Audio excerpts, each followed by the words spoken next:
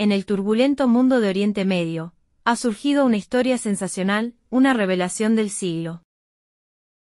Afirma que el nuevo líder de Siria, Ahmed al-Sharaa, más conocido como Abu Muhammad al-Julani, no es quien parece ser. Que el hombre que pasó de ser un líder yihadista afiliado a Al-Qaeda a un estadista de traje y corbata, es en realidad un producto, un agente creado y manejado por la inteligencia occidental, específicamente, el MI6 y la CIA. Artículos explosivos, como uno reciente del medio Akin.as, pintan un cuadro cinematográfico. Un reclutamiento secreto en una prisión estadounidense en Irak, Camp Bukka, una brillante operación británica para moldear a un líder, y una conspiración de una década que culmina con su toma del poder. Suena como un guión de película. Pero, ¿es verdad? ¿O es, en sí misma, la operación de inteligencia más astuta de todas? Una bala de desinformación diseñada para reescribir la historia y desestabilizar la región. En este vídeo, no vamos a reportar la noticia. Vamos a desmontarla.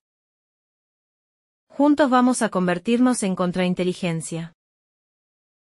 Investigaremos los hechos reales que usan como cebo, expondremos las mentiras lógicas en las que se basa, y revelaremos la verdadera y cínica motivación detrás de una de las piezas de guerra de información más sofisticadas de nuestro tiempo. Toda gran teoría de la conspiración necesita un grano de verdad. Y el de esta historia es un lugar real y aterrador. Camp Bukka. Pero, ¿qué era Camp Bukka? Fue una enorme prisión militar estadounidense en el sur de Irak, operada de 2003 a 2009. Se diseñó para albergar a miles de insurgentes, partidarios de Saddam Hussein y militantes yihadistas. Y aquí es donde se presenta el hecho innegable. Ahmed al-Sharaa, al-Julani, sí estuvo preso en Camp Bukka. Y no estuvo solo. Analistas de seguridad e historiadores, como los del Centro Carnegie o The Guardian, se refieren a Bukka como la olla a presión o la Universidad del Terror. ¿Por qué? Porque allí, bajo la vigilancia estadounidense, los líderes yihadistas de nivel medio, como Julani, se codearon, establecieron redes y planificaron el futuro. El prisionero más infame de Bukka, aparte de Julani, fue un hombre llamado Abu Bakr al-Baghdadi, el futuro califa del ISIS. La teoría de la conspiración, publicada por Akin.as, se aprovecha de este hecho. Afirma que mientras Julani estaba en Bukka, un equipo de agentes del MI6 británico comenzó a trabajar con él para crear un líder manejable. Aquí es donde la historia, que suena tan bien, se estrella contra la realidad burocrática. Camp Bukka estaba bajo jurisdicción militar absoluta de Estados Unidos. Era una instalación del Pentágono, con una fuerte presencia de la CIA para interrogatorios. La pregunta obvia: ¿por qué la inteligencia estadounidense permitiría que sus aliados británicos del MI6 llevaran a cabo una operación de reclutamiento secreta a largo plazo dentro de su prisión más sensible en Irak? Como señalan los críticos de esta teoría, el MI6 no tenía jurisdicción allí. Cualquier operación habría requerido una autorización oficial imposible de obtener. La idea de agentes británicos moviéndose libremente por una prisión de la CIA y el Pentágono para moldear a un prisionero durante años pertenece a la ficción, no a la realidad operativa. Entonces, ¿por qué incluir al MI6? Es simple guerra de información. Como dice el texto, el MI6 es hermoso. Es James Bond. Añade un aura de sofisticación internacional que la burocrática CIA no tiene. Una conspiración con un solo actor, la CIA, es simple. Una con un dúo, CIA y MI6, parece más creíble, más global, más siniestra. Así que el primer pilar de la conspiración, el reclutamiento en Bukka, se basa en un hecho real: Julani estuvo allí, pero lo tuerce con una lógica operativa fundamentalmente defectuosa. La teoría de la conspiración continúa tejiendo otros hechos reales en su narrativa falsa. Al-Julani lideraba Jabhat al-Nusra, la filial oficial de Al-Qaeda en Siria. En 2017, rompió formalmente con Al-Qaeda, fusionó su grupo con otros y lo rebautizó como Hayat Tahrir al-Sham, HTS. Comenzó a usar trajes, a dar entrevistas a medios occidentales y a presentarse como una resistencia siria moderada que solo quería gobernar Idlib y combatir a ISIS y a Assad. El artículo de Akin presenta esto como la activación de la gente durmiente. El MI6 supuestamente le dio la orden de ponerse traje y corbata.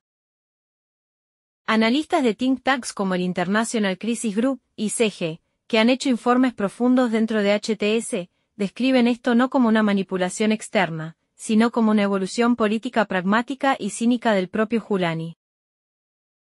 Se dio cuenta de que, para sobrevivir, necesitaba romper con la marca tóxica de Al-Qaeda para evitar los bombardeos estadounidenses. Presentarse como un socio viable para Turquía, que controla la frontera de Idlib. Obtener legitimidad para gobernar su territorio. Fue autopreservación, no una orden de Londres. El artículo menciona a la ONG británica Intermediate, fundada por Jonathan Powell, ex jefe de gabinete de Tony Blair. Esta ONG sí trabaja en zonas de conflicto, incluyendo Siria, intentando mediar la paz. El artículo implica que esta ONG es una fachada del MI6, el canal de comunicación con su activo, Julani. Esta es una táctica clásica de desinformación. Acusar a las ONGs de ser herramientas de espionaje. Si bien los servicios de inteligencia usan todo tipo de coberturas, no hay ninguna prueba que vincule a Intermediate con esta supuesta operación. Pero la prueba definitiva que desmonta la conspiración es la más simple de todas. Aquí es donde toda la teoría colapsa. Si Ahmed al-Zahraa, Julani, era un activo brillante de la CIA y el MI6, porque sus supuestos creadores lo trataron como su peor enemigo durante una década. Hasta el reciente colapso del régimen de Assad, Hayat Tahrir al-Sham, HTS, estaba designada como organización terrorista por Estados Unidos, Turquía, el Consejo de Seguridad de la ONU y casi todas las potencias. El propio Ahmed al-Zahraa tenía una recompensa de $10 millones sobre su cabeza del programa Recompensas por la Justicia del Departamento de Estado de Estados Unidos. Think tanks serios que asesoran al gobierno estadounidense, como la Fundación para la Defensa de las Demócratas, FDD, continúan clasificando a HTS como una amenaza terrorista afiliada a Al-Qaeda, independientemente de su cambio de nombre. La pregunta lógica es devastadora para los teóricos de la conspiración. ¿Por qué Estados Unidos y el Reino Unido mantendrían a su activo creado en la lista de terroristas más buscados durante más de 10 años? ¿Por qué tardarían meses de maniobras diplomáticas después de la caída de Assad para, finalmente y con renuencia, levantar las sanciones? La realidad es mucho más cínica y menos cinematográfica. Lo que vimos no fue la activación de un espía, sino un cambio geopolítico sísmico. Occidente y las potencias regionales, Turquía, Arabia Saudita, se enfrentaron a una elección pragmática. Aceptar al dictador de facto, Julani, que prometía estabilidad y supresión de ISIS, o permitir que Siria colapsará en el caos.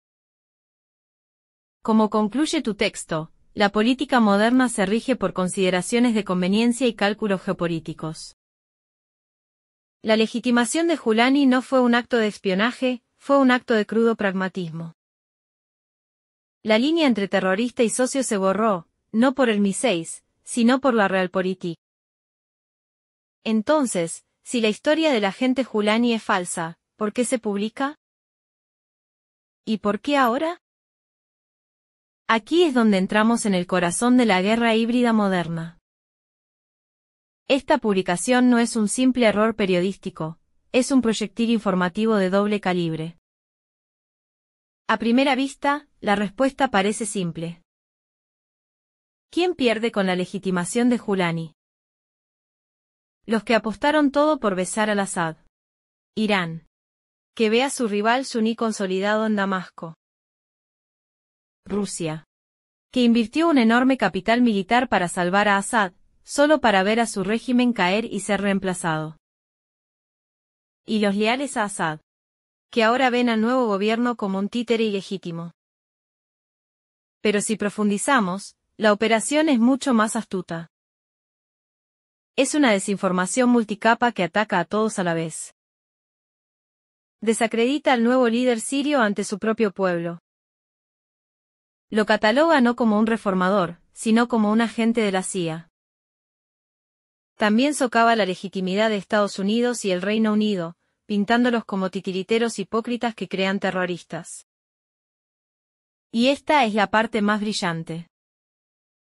Al revelar que Julani es un agente occidental, la historia también hace que Rusia e Irán parezcan débiles o cómplices. Fueron engañados.